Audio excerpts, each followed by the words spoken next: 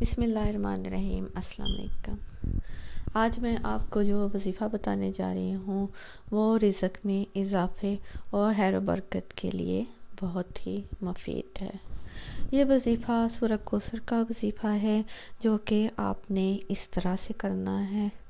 आपने सूरह कौसर को बिस्मिल्लाह शरीफ के साथ 11 मरतबा या फिर 40 मरतबा या 100 मरतबा जितना आप पढ़ सकते हैं उस तरह से आप तादाद मुकर्रर कर लें और आपने ये वज़ीफ़ा 40 दिन करना है।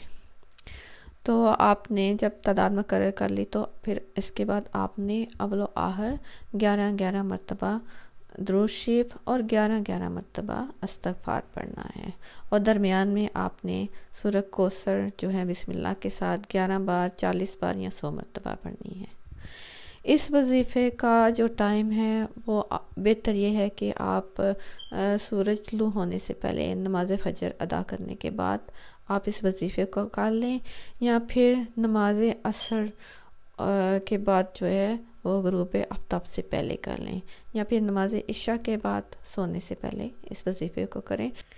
इस वज़ीफ़े को आप जो है वो 21 दिन या फिर जो है 40 दिन तक इसको पढ़ते रहें।